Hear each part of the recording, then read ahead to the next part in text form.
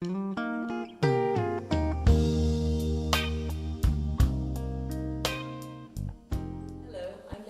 Juliet Kobi-Fordah of Heward-Mills Ministry, and I'm here today with Bishop Lawrence White of Church of the Living God, Tacoma, Washington. Bishop, thank you very much for having us. Thank you for having me. I appreciate it.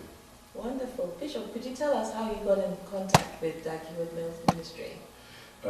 It actually is very funny, I think a very humorous story. I actually went to Columbia Bank. Columbia Bank is a local bank here in Tacoma where I bank. And I actually went there to take care of a banking transaction on behalf of the church. And one of the personal bankers, his name is Emmanuel, who's part of your ministry here. Emmanuel was so gracious in taking care of the business. And as we talked, he noticed that I was taking care of church business, and the conversation just kind of evolved. And he just happened to have a copy of one of Mr. Dagwood's books, Loyalty and Disloyalty, in his desk. The bestseller. Yes, and he mentioned that and started to talk about the ministry, and so that's how I first started. And so then a couple of days after, 2 days after that, I was here at the church and my phone went off, and I had caller ID, and I saw that it was Columbia Bank, and so I thought maybe the bank was contacting me about something, but it was actually Emmanuel.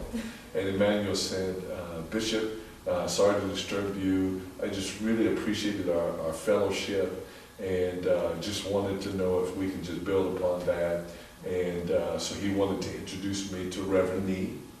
And so him and Reverend Nee came by my home, and they were so kind and so gracious in allowing my wife and I to minister to them in hospitality. And they actually brought the series by and presented it to me, and they said, we just felt led by God to bless you with this series. And they explained to me the ministry, and explained to me, you know, who Reverend Dag was, and it was just an amazing thing. And then they mentioned that Reverend Paul was coming in to the country, and of course I was excited about that.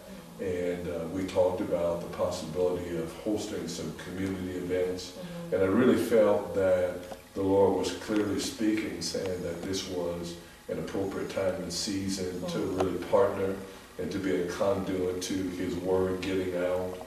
And of course, it's always been my dream and my prayer. It hasn't been quite fulfilled yet, but it's been my prayer and dream to actually go to Africa to do ministry and to be part of ministry work there.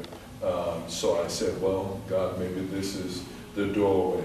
And so that's how I got introduced. And of course, when Reverend Paul came, I had worked with some community partners, the Tacoma Ministerial Alliance, which I'm a member of. Yeah. And I went to them and told them about Reverend Paul coming, talked to them about the ministry, and told them that if we could, I'd like to get Reverend Paul on the calendar to address a delegation of pastors in Tacoma to talk about the books and to talk about the opportunity to help ministries grow here in Tacoma. And the timing was really right, because as an organization, we had been talking about greater spans of loyalty, pastors to pastors. We had been talking about a greater span of unification in Tacoma, ministries coming together across denominational boundaries to really get away from denominational concerns and really be one church under God. And so this has really started that work here in Tacoma. Unity.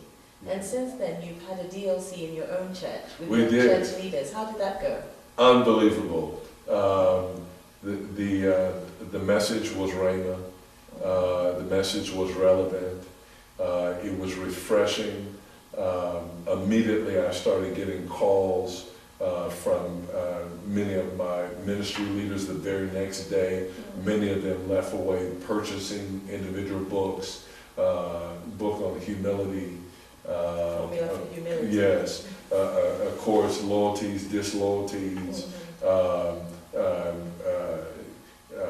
One of you is which I haven't, and I haven't read that yet, but I did finally get it, Yes. and I'm looking forward to reading it. But one of you is a devil, and I've gotten rave reviews about things that people have read in the works. And so what I've seen is again, a refreshment with the leaders, and in some cases there was a string kind of pulled and the light came on to bring confirmation to some of the conversations about ministry and excellence in ministry and expectations in ministry. And so very, very valuable. I'm just so grateful to God and so grateful to Reverend Paul for the work that he's done. You also invited us to the 11th District Summit, Yes. where we met with some of the overseers and the bishops in Dublin, California. Yes. Could you tell us a little about that? Well, our district conference, I'm part of the 11th Diocese of 11th District for the Church of Living God, and that includes Washington and Oregon, Arizona and California. And so there's a total of 19 churches across that region or district, and we come together annually, usually the third week of June, for our regional conference. And so this year, as you said, it was in Dublin, California. I contacted Bishop Kelly. We had such a great response, and don't forget, Reverend Paul came to be with me in Mississippi earlier in June. Yeah. But because of the work that he did with our leaders in the 8th District, I called Bishop Kelly, and Bishop Kelly hosts a breakfast on Friday morning during the conference just for his pastors.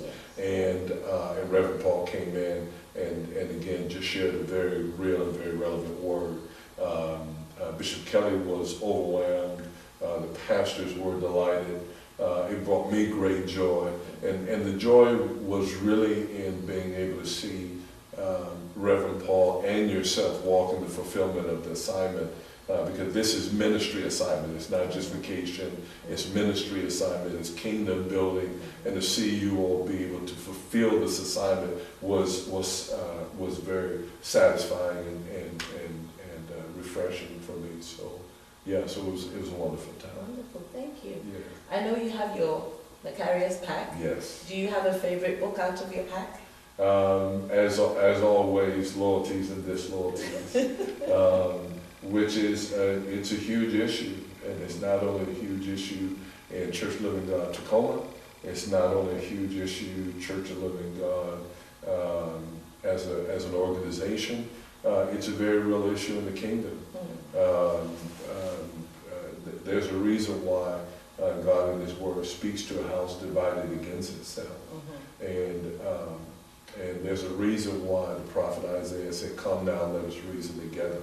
There's a reason why Paul, by divine intervention, was inspired to write, that we have been reconciled through Christ, therefore we have the ministry of reconciliation. It's because there's been a great falling away and a great dissension. And it starts at the leadership level.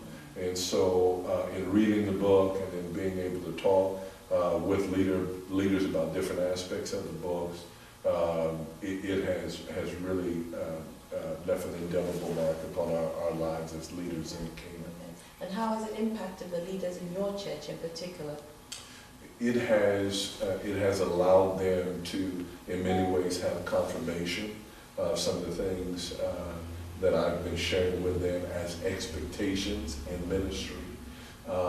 It has challenged them and caused them to look inward and to re-examine.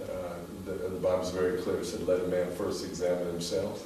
And so they've been, many of them have had an opportunity to examine themselves and how am I really lining up. And one of the things that I've been talking to leaders about, and not all leaders, but there's been a few leaders and significant leaders that I've been talking to them about a spirit of passive aggressiveness. That in conversation and in discussion, they're on fire, they're very ambitious, very hopeful, but when it comes to execution, the execution doesn't line up with the passion and conversation. And so it's given them opportunity to go back and to re-examine and to come to a very real perspective of where they're at in the ministry. Well, Bishop talks about that in the book, Loyalty and Disloyalty, in the stages, about the stage of passivity, Right. where a leader goes passive and is not active in terms of what they should be doing in church. Yes. Well, would you recommend this Macarius Pact to any pastor, church leader, or church worker? I have. Again, the trip to Dublin was last minute because I just had a conviction that it needed to be in the hands of leaders in the 11th district. I'm actually prayerful. I'm not sure that we'll make it this time, but I did talk with Bishop Kelly, who is the district bishop for District 11, and I did talk to Bishop Ernest Dowdy, Dr. Dowdy, who is the bishop for District 5, which is in the Midwest, and I shared with them that I thought that it would be a great idea. We as a national organization, we're going through transition. This is an election year, a quadrennial, which is an election year for our organization. And so we're expecting some change at the highest levels within our organization. And I really believe that this is the season and the opportunity maybe to bring Reverend Paul in or some other representative of this word. This is a relevant word that is needed to bring healing, to bring restoration, to build, to strengthen, and to fortify leaders. And I really think that this would be a great opportunity maybe to have a 2 or 3 day retreat. And again, whether it's a Reverend Paul or whether it's another leader within the organization, to have them come in and use as a launching pad, loyalties and disloyalties. But there's so much meat in the packet that there's so many things that can bring about a tremendous change. Well, thank you, Bishop White. Do you have a message for Bishop Dag? I do. I think first and foremost, I just want to simply in humility say thank you for allowing his gifting and his calling to change the world. And the equipping that he's doing, not only with just Reverend Paul, we benefited from a Reverend Paul, but I know that there are ambassadors across this world that is building and changing and evolving the kingdom. And I just want to, in all humility, say thank you for that commitment. Thank you for accepting that calling, and thank you for executing at a level of excellence that honors our God. Well, thank you, Bishop White. I've told Bishop White about Give Thyself Holy Conference in Ghana. He's not able to make it this year, but we most certainly look forward to seeing you in Ghana in 2019 at the Give Thyself Holy Conference. Yes. Well, saints, you've heard it from Bishop White himself. Daniel 9:2 says, and Daniel understood by the books. All that you need for your Christian walk, your growth in your faith, and to do ministry is in the Macarius. As they say here in Tacoma, it's in the book. It's in the book. It's in the book. Thank you for having us. God bless you. Thank you.